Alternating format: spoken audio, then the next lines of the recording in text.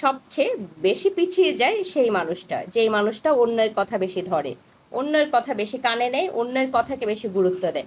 আমার জীবনে আমি ছাড়া অন্য মানুষদের গুরুত্বটা খুব কম দিই।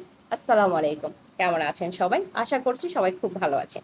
যিনি বা যারা যেখান থেকে এই মুহূর্তে আমার ভিডিওটি দেখছেন, যদি ভালো লেগে থাকে প্লিজ লাইক কমেন্ট শেয়ার দিয়ে পাশে থাকবেন। আর ভালো লেগে না থাকলে নিজের মতো স্ক্রিপ্ট করে চলে যাবেন।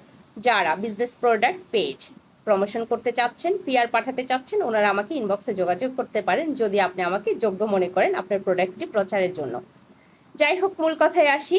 যে মানুষটা অন্যের কথা বেশি ধরে, অন্যের আলোচনা সমালোচনাকে বেশি গুরুত্ব দেয়, ওই মানুষটা সবসময় পিছিয়ে পড়ে। আমি আমার জীবনে আমার চেয়ে খুব বেশি গুরুত্বপূর্ণ আমার চারপাশের কেউ মনে করছি না। কিছু কিছু ক্ষেত্রে আমার বাবা মা সন্তান এদের, আমার পরিবারের খুব কাছের মানুষদেরকেও আমি খুব একটা গুরুত্বপূর্ণ মনে করছি না। কারণ কি জানেন, একজন মানুষ সবচেয়ে বেশি ভালোবাসে তার নিজেকে।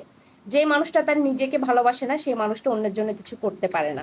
আমরা কথায় কারণে অকারণে সবসময় বলি নিজের প্রতি খুব বেশি অন্যায় করে ফেলি, নিজের প্রতি খুব বেশি অপরাধ করে ফেলি, নিজের প্রতি খুব বেশি অযত্নশীল হয়ে পড়ি।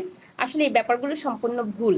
মানে বলাটা ভুল না, করাটা ভুল। নিজেকে সবচেয়ে বেশি ভালোবাসবেন, নিজেকে যত্ন দিবেন। যতক্ষণ পর্যন্ত আপনি আপনার জায়গায় স্টেবল, আপনি সক্ষম, ততক্ষণ পর্যন্ত আপনি খুব গুরুত্বপূর্ণ। এবং ওই গুরুত্বপূর্ণ করে তোলার জন্য আপনি আপনার যত্ন নেওয়ার সাথে সাথে আপনার ক্যারিয়ারের যত্ন নেবেন, আপনার ক্যারিয়ারকে বিল্ড আপ করবেন, আপনার ক্যারিয়ারকে ডেভেলপ করবেন, একটা গল্প তৈরি করবেন, নিজের একটা গল্পের টপিক হয়ে যাবেন। আপনার ভাই বোন আপনাকে নিয়ে যেন গল্প করতে পারে, নিজেকে কে একটা গল্পের টপিক তৈরি করবেন। আপনার বাবা মা যেন কারোর সাথে কথা বলতে যেয়ে বলতে পারে। আমি বলছি না যে আপনাকে গল্পের টপিক করতে হলে, আপনাকে কারো ইন্সপিরেশন করতে হলে আপনাকে কন্টেন্ট ক্রিয়েটিংয়ে করতে হবে। আমি বলছি আপনি যেটা ভালো পারেন নিজেকে নিয়ে একটা গল্প তৈরি করুন, অন্যকে বলার মতো। আপনার পরিবারের মানুষ যেন অন্যের সাথে আপনার একটা গল্প করতে পারে, অবশ্যই পজিটিভ। নেগেটিভ গল্প তো ফ্যামিলি কখনো অন্যদের সাথে করবে না। আর এসে জুতা দিয়ে ফিরে বলবে আমার, তোর জন্য আমার মান সম্মান গেছে। তো যাই হোক, আমি আমার জীবনে অন্যের কোনো গুরুত্ব দিই না। আমি সবসময়